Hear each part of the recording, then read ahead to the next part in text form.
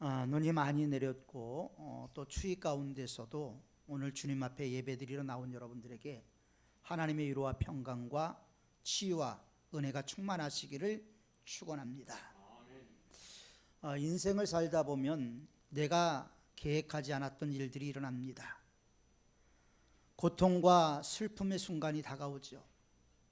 그럴 때 우리의 입에서 나오는 말 가운데 하나가 하나님 왜 이러세요? 하나님 도대체 나한테 왜 이러세요? 이런 말이 나도 모르게 쏟아져 나올 때가 있습니다. 하나님은 우리에게 승리를 주신다고 약속을 했는데 우리의 삶을 되돌아보면 승리의 자리에 있기보다는 패배의 자리에 있는 것 같고 절망의 자리에 있는 것 같은 때가 너무나 많이 있기 때문입니다. 분명히 하나님이 살아계시고 하나님이 전능하심을 믿는데 왜 우리의 삶이 꼬이고 어렵고 힘들까? 이런 절망의 순간들을 우리는 자주 경험을 하게 됩니다. 그럴 때 우리는 나도 모르게 하나님 왜 이러세요? 도대체 나한테 왜 이러세요? 이렇게 말을 하곤 하지요. 성경은 우리에게 하나님께서 우리에게 승리를 주시겠다고 약속을 하셨지만 그 약속은 늘 승리가 아니라는 거예요. 하나님이 우리에게 주신 약속은 최후 승리에 있습니다. 아브라함이 하나님의 말씀을 듣고 말씀을 따라서 갈대아 우르를 떠나서 하란을 걸쳐서 가나안 땅에 들어오게 됩니다. 그의 나이 75세였습니다.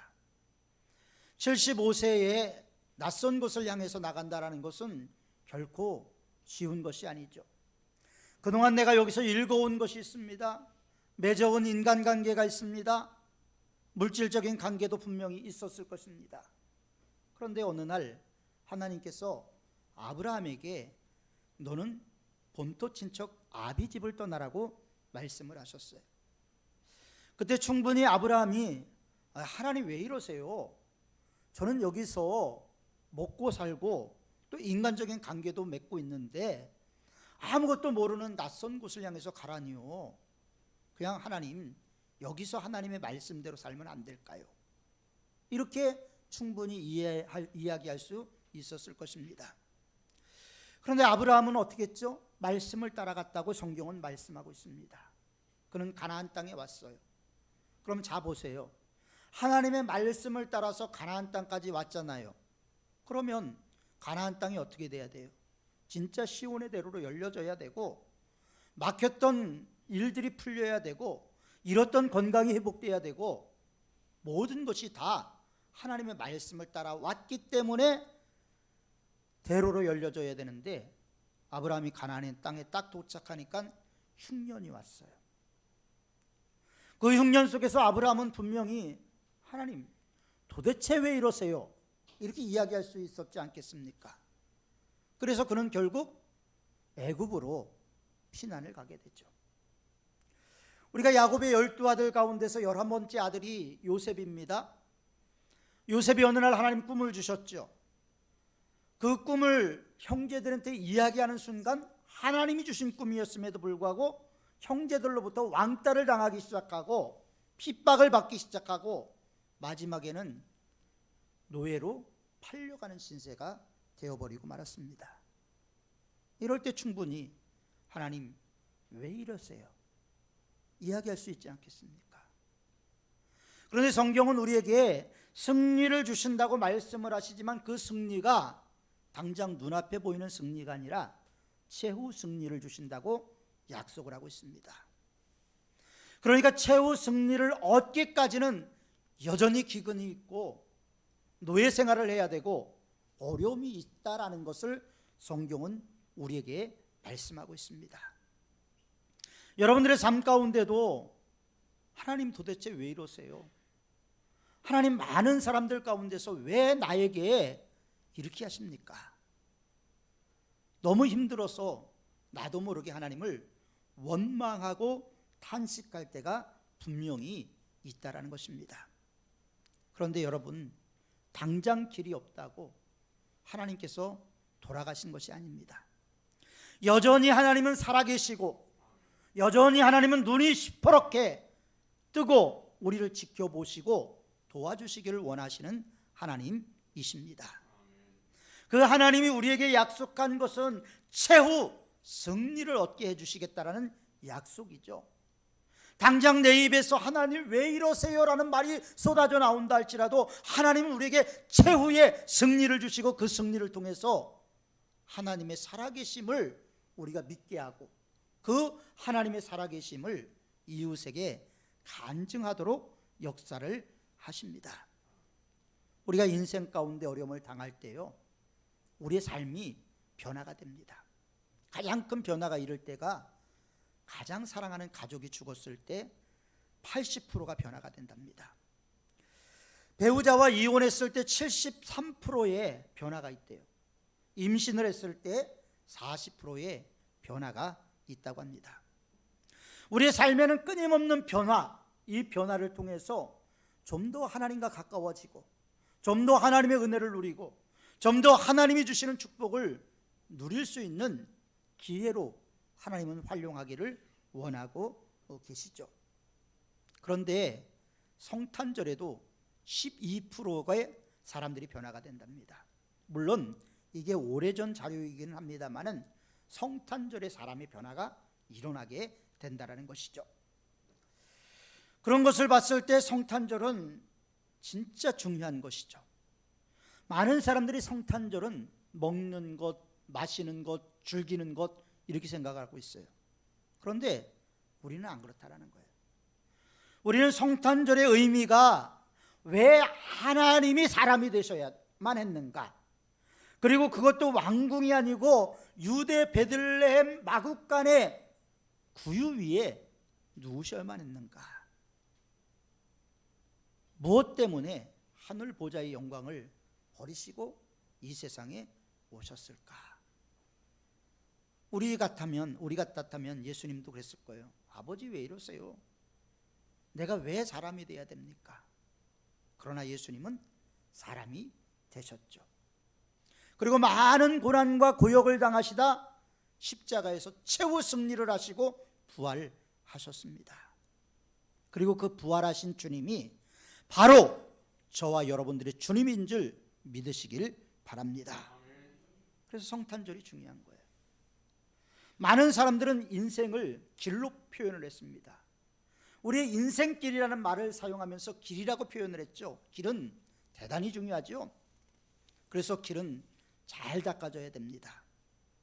우리 석수동만 해도 얼마나 도로가 잘 돼 있는지 몰라요. 고속도로가 아주 밀접하게 연결이 되어 있어서 교통의 요충지입니다. 편리를 제공해 주고 있죠. 우리 인생에도 마찬가지예요. 우리의 인생에 길이 있습니다. 그런데 이 길이 큰 길이 있는가 하면 작은 길이 있습니다. 생명의 길이 있는가 하면 사망의 길이 있습니다. 믿음의 길이 있는가 하면 의심의 길도 있게 되지요. 그런데 가장 중요한 것은 우리가 어떤 길로 가느냐, 우리 인생이 달라진다는 거예요. 아브라함이 갈대아 우르에 머물러 있지 않고 가나안 땅에 들어왔습니다. 당장 어려웠어요. 그러나 하나님 어떻게 했어요? 애굽에 내려갔다 올 때는 거부가 돼서 올라오게끔 하나님이 최후 승리를 주셨습니다. 요셉을 보십시오. 17세에 노예로 팔려갔어요. 13년 동안 온갖 고통, 온갖 역경을 다 경험을 했어요. 감옥에도 갇히고 모함도 당하고. 그러나 그가 나이 30세에 애굽의 총리가 됐습니다. 최후 승리하게 하시는 하나님의 은혜가 있었다는 것입니다. 따라서 여러분들이 힘들고 어려운 상황이 있다 할지라도 하나님 왜 이러세요? 하나님 나한테 도대체 왜 이러시는 거예요? 이렇게 이야기할 수 있는 상황이라 할지라도 최후 승리를 주시는 그 하나님을 믿고 승리하는 우리 모든 사문의 성도들이 되시기를 축원합니다. 오늘 3절에 보면 그는 선지자 이사야로 말씀하신 자라 일러스되 강야에서 외치는 자의 소리가 있어 이르되 너희는 주의 길을 예비하라. 세례 요한의 외침이죠. 선지자 이사야가 이 세례 요한에 대해서 예언을 했는데 강야에서 외치는 소리다. 세례 요한도 스스로 얘기를 했죠. 나는 강야에서 외치는 소리라고 얘기를 했습니다. 그의 소리가 뭐였죠? 주의 길을 예비하라. 주님께서 오시니까 주님이 오시는 길을 예비하라는 겁니다. 그 길을 준비하라는 것입니다. 그가 오실 길을 곧게 만들라는 것이죠. 평탄한 길이 되게 하라는 것입니다. 그러면서 2절에 회개하라, 천국이 가까웠느니라. 여러분, 회개하면 우리 안에 하나님의 나라가 이루어집니다. 우리의 모든 죄를 주님 앞에 짓고 하고 우리가 진실로 주님 앞에 바로 쓰고자 할 때 주님께서 우리들의 마음속에 평강을 주시고 은혜를 주시고 축복의 씨앗을 주시는 것을 경험하게 됩니다.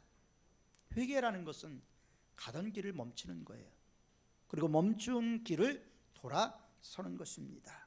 그리고 주님을 영접하는 것이죠. 그러기 위해서 길을 가로막고 있는 모든 것을 제하고 잘못된 것을 끊어버리고 다시 일어나 주님의 품으로 돌아가는 우리 모두가 되기를 바랍니다. 주님의 품에 돌아가기 위해서는 우리 마음속에 제거해야 될 것들이 있습니다. 우리 안에 제거해야 될 것들이 뭐가 있습니까? 하나님보다 다른 것을 더 중요시 여겼던 우상 숭배가 있습니다. 우리의 마음속에는 남의 것을 탐내는 도적질한 마음이 있습니다. 형제를, 자매를 미워한 살인하는 마음이 있습니다. 우리는 다른 것들을 더 중요시 여기며 하나님께 간음했던 마음들이 있습니다. 십계명 하나만 놓고도 우리가 엄청난 하나님 앞에 죄인이라는 것을 깨닫게 됐죠. 그래서 이 모든 것을 끊어버려야 된다는, 제거해버려야 된다는 것입니다. 이 시간 우리가 이런 결단을 통해서 1년 동안 버리지 못했던 것, 청산하지 못했던 것, 고치지 못했던 것 다 내려놓고 다시 12해를 혈루증 앓는 여인이 예수님의 옷자락을 붙잡았듯이 예수님의 옷자락을 붙잡고 믿음으로 다시 일어서는 여러분들이 되시기를 축원합니다. 그러면 이 성탄절을 우리가 어떻게 준비해야 될까요? 첫 번째로 우리 마음의 골짜기가 메워져야 돼요. 길을 만들 때 지대가 높은 곳이 있고 낮은 곳이 있죠. 그럼 지대가 높은 곳을 깎아서 낮은 곳에 메꿔버리잖아요. 요즘은 터널을 뚫어서 하지만 옛날에는 터널을 잘 뚫는 게 어려웠기 때문에 산에 길을 낼 때 그렇게 했습니다. 신앙도 마찬가지예요. 저와 여러분들의 마음속에는요, 우리가 모르는 골짜기들이 있어요. 예수님이 우리들의 마음속에 오려면 이 골짜기들이 메워져야 되는데 이 영혼의 골짜기들이 메워지지 않으니까 주님이 우리의 마음속에 오지 못하는 거예요. 늘 주님을 모시고는 싶어요. 우리가 말로 진정 주님을 모시고 싶은데 어떻게 해야 될지 모르는 거예요. 주님이 오시기를 원하시는데 주님 역시도 우리들의 마음속의 길이 너무나 굴곡이 심해서 오시기가 힘든 경우들이 많이 있습니다. 남이 알아보지 못하는 내 인생의 골짜기가 있는데 이 골짜기는 아픔 때문에 생겼어요. 상처 때문에 생겼어요. 인간관계 속에서 생깁니다. 분노의 감정, 열등 감정, 이런 어떤 내 마음속의 감정들이 자꾸 내 마음속에 들어와서 쌓이고 쌓이면서 내 마음의 골짜기를 만들어 놓았습니다. 부정적인 골짜기가 되어버린 것이죠. 이 골짜기가 깊은 사람일수록 마음의 평화를 잃어버립니다. 마음이 늘 불안합니다. 초조합니다. 심지어는 정신분열까지 일으키는 사람들이 바로 이 마음의 골짜기가 메워지지 않기 때문에, 마음의 안정성을 잃어버렸기 때문에 그렇습니다. 독일 태생의 유명한 조각가인 댄네이커라는 사람이 2년을 열심히 준비해서 예수님의 조각상을 만들었어요.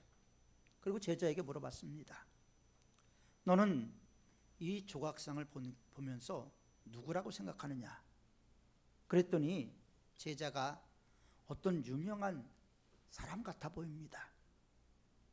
그 자리에서 댄네이커는 그 작품을 부셔버렸대요. 2년을 공들여서 만든 건데 부셨답니다. 그리고 다시 6년간을 기도하면서 새로운 조각품을 만들었어요. 그리고 또 다른 제자에게 이 작품이 누구처럼 보이느냐고 물어봤대요. 그랬더니 그 제자가 말없이 조각상을 바라보면서 눈물을 뚝뚝 흘리면서 예수님 두 손을 모으더니 기도하기 시작했답니다. 바로 제자는 그 조각상에서 예수님을 본 것이죠. 예수님을 보는 눈이 있어야 된다는 거죠. 2년 동안의 첫 번째 작품이 실패했습니다. 그는 기도와 정성을 들여서 6년을 다시 했어요. 그리고 성공적인 조각상을 만들 수가 있었습니다. 우리들의 마음속에 부족한 것들이 많죠. 이 골짜기가 메워져야 됩니다. 열심이 부족하다면 열심의 골짜기가 메워져야 돼요. 헌신의 골짜기가 부족하다면 헌신의 골짜기가 메워져야 합니다. 사랑이 부족하다면 사랑의 골짜기가 메워져야 하는 것이죠. 바로 이럴 때 축복의 길, 성공의 길, 은혜의 길이 열리게 되는 것입니다. 그리고 사람은 주님이 아니면 메울 수 없는 골짜기들이 있어요. 어거스틴이 얘기했잖아요. 주님을 만나기 전까지 내 마음에 커다란 구멍을 메꿀 길이 없는데 주님을 만나고 나서 자기 마음에 평안을 얻었다라고 이야기를 하기도 했습니다. 왜 주님만이 메울 수 있을까요? 주님 외에는 왜 다른 것으로 메울 수가 없을까요? 우리가 하나님의 모양과 하나님의 형상대로 지음을 받았기 때문에 우리를 지으신 그분께서 우리들의 마음속에 오셔야 우리가 메워질 수가 있게 되는 것입니다. 소경 바디메오 여러분 잘 알잖아요. 그런 예수님이 지나간다는 소식을 듣고 소리를 쳤습니다. 그런 그 마음의 골짜기, 누구도 메울 수 없는 마음의 골짜기를 예수님 앞에 내어놨잖아요. 다윗의 자손 예수여 나를 불쌍히 여기소서. 다윗의 자손 예수여 나를 불쌍히 여기소서. 의인이 아니에요. 불쌍히 여겨달라는 거는. 성경에 보면 주님 앞에 겸손하게 나를 불쌍히 여겨달라는 사람들이 은혜 받았다는 사실을 여러분 기억하십시오. 교만한 자는 예수님의 은혜를 받지 못했어요. 그래서 예수님께서는 소리 지르는 바디메오에게, 디메오의 아들 바디메오에게 내가 뭘 해주길 원하냐? 보기를 원합니다. 예수님께서 내 믿음대로 되라. 그 순간 바디메오는 눈을 뜨고 볼 수가 있었습니다. 그의 마음의 골짜기를 예수님이 채워주신 거죠. 예수님이 채워주시니까 보이지 않던 세계를 볼 수가 있었던 것입니다. 혹시 이 순간에 사람에게 배신을, 오래전에라도 배신을 당한 그 아픔을 갖고 오신 분이 계십니까? 실패로 인해서 좌절의 골짜기를 가지고 오신 분이 있습니까? 고난의 골짜기를 가지고 오신 분이 있습니까? 염려와 근심의 골짜기를 가져오신 분이 있습니까? 경제적인 어려움 때문에, 또 코로나19 때문에 사업이 어려워서, 건강이 여의치 않아서 이런 공허한 골짜기를 가지고 오셨다면 이 순간 예수님 앞에 내어놓으시기를 바랍니다. 예수님, 주님만이 내 마음의 골짜기를 메울 수 있습니다. 고백하는 여러분들이 되실 수 있기를 바랍니다. 두 번째로 높은 산이 깎여져야 돼요. 산은 아주 높지요. 야산도 있습니다만은 큰 산은 높습니다. 그래서 올라가기가 힘들어요. 그런데 이 높은 산은 길을 내려면 산을 깎아야 돼요. 신앙도 마찬가지예요. 우리가 교만해서 높은 봉우리를 이루는 것 하나님이 원하지 않아요. 하나님은 우리가 겸손하고 낮아져서 평지가 될 때 우리에게 축복을 주실 수가 있습니다. 베드로전서 5장 5절에 이런 말씀이 있어요.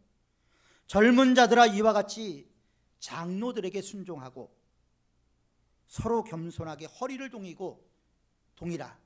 하나님은 교만한 자를 대적하시되 겸손한 자에게는 은혜를 베푸시느니라.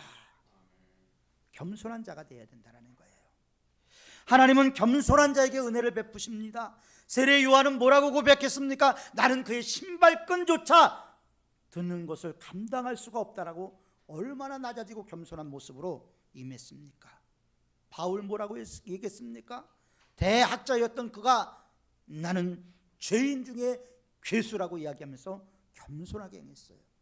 솔로몬은 뭐라고 얘기했습니까? 나는 아이라. 자기 스스로 판단할 수가 없다라고 주님 앞에 고백하면서 겸손했습니다. 그들의 결말이 무엇이었죠? 하나님의 축복 가운데 살았다는 것입니다. 그러나 교만한 사람들은 예수님이 왔을 때도 예수님을 못 알아봤어요. 그들은 메시아를 알아보지 못했습니다. 오늘날도 마찬가지예요. 자기 명예, 자기 존중, 자기 우월감에 빠지면 예수님이 안 보이는 거예요. 자기밖에 보이지 않습니다. 그래서 우리는 교만한 높은 봉우리를 산을 깎아내야 되고요, 그걸 깎아서 낮추는 작업을 해야 하는 것입니다. 깎아내려야 주님이 보입니다. 깎아내릴 때 진리를 깨닫게 됩니다. 깎아내릴 때 은혜가 내게 임하게 되는 줄 믿습니다.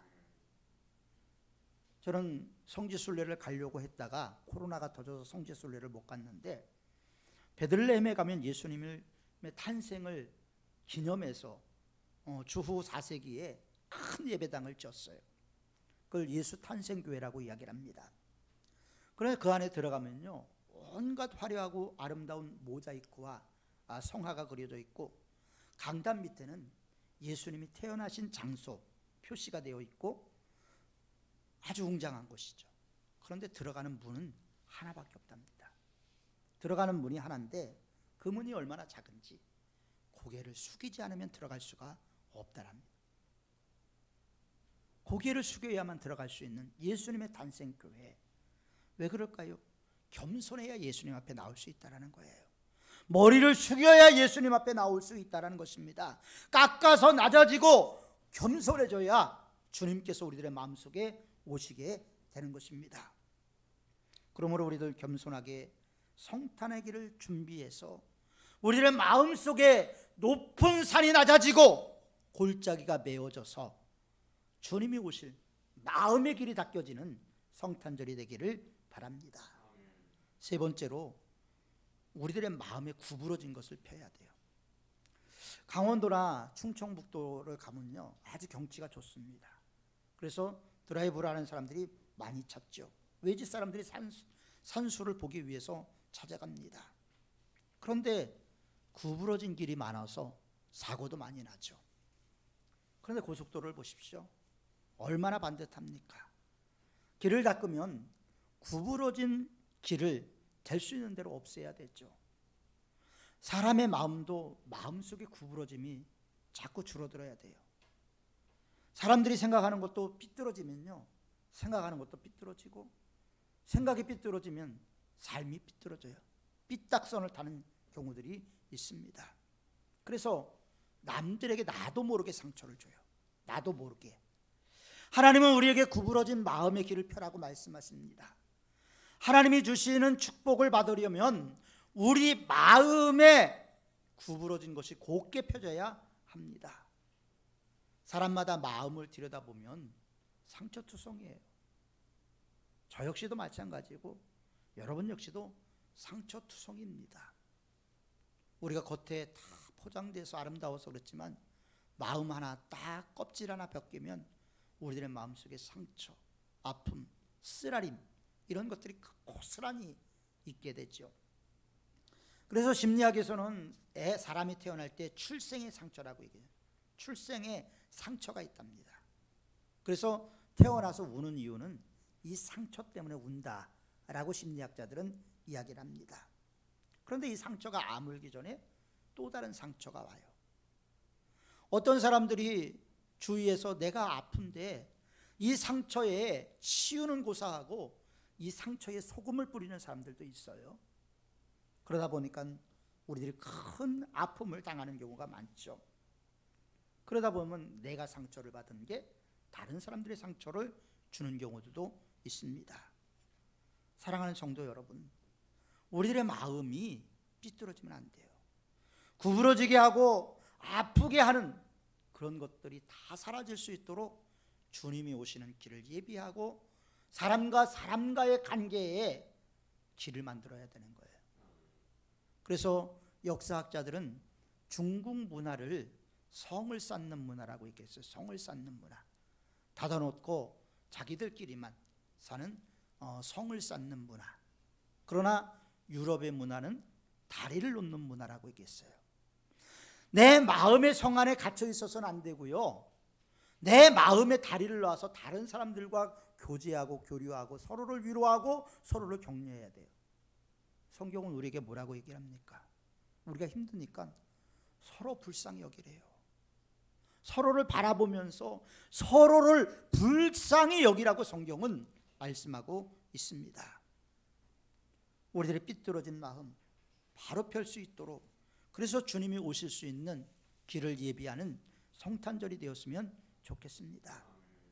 그러나 사람의 마음은 바른 마음, 매사에 바른 마음을 갖기는 어렵죠. 그래서 은혜가 필요한 거예요. 바르게 깨닫기 때문에 언제나 밝게 살아갈 수 있고 행복하게 살아갈 수가 있는 것이죠. 나사렛 동네에 구부러진 마음을 갖고 있는 사람들은요, 예수님을 위해서 방 한 칸도 내주지 않았어요. 그 사람들은 예수님의 탄생에 관심이 없어요. 그러나 멀리에서 동방박사들, 페르시아에서부터 왔다고 얘기를 하거든요. 페르시아에서부터 산을 넘고 물을 건너서 그들은 와서 예수님을 경배했습니다. 예수님을 영접했어요. 그래서 성탄절은 길을 준비하는 전제 조건이 돼야 돼요. 그렇다면 나는 지금 예수님을 사랑하고 있는가? 아니, 사랑하려고 노력하고 있는가? 이게 우리의 마음의 길을 닦는 첫 번째 삽질이 되는 거예요. 그리고 그것이 점점 깊어질 때 우리는 성탄절의 준비야, 성탄절의 의미를 더 깊이 이해할 수 있게 되는 것입니다. 예수님이 태어나신 성탄절이 얼마 남지 않았습니다. 이 성탄절을 맞이하기 전에 우리가 준비해야 됩니다. 마음을 준비해야 됩니다. 영혼의 준비를 해야 됩니다. 양치는 목자들이 예수님에게 경배했듯이, 동방박사들이 예수님의 탄생을 축하하며 경배했듯이, 우리 마음에서 우러나는 주님의 탄생을 기념하는 축하의 경배가 있어야 하는 것입니다. 예수님이 이 세상에 오신 참다운 의미를 깨달을 때 우리는 우리의 삶의 의미를 깨닫게 되고, 삶의 의미를 깨달을 때 우리 하루하루의 삶이 얼마나 하나님의 축복이고 얼마나 하나님의 은혜인가 하는 것을 우리는 온몸으로 경험하게 될 것입니다. 그 경험을 위해서 높은 산이 낮아지고 골짜기가 메어지고 구부러진 여러분들의 마음이 시온의 대로로 열려져서 주님이 그 시온의 대로로 여러분들의 마음속으로 들어오는 성탄절이 되시기를 축원합니다. 기도하겠습니다.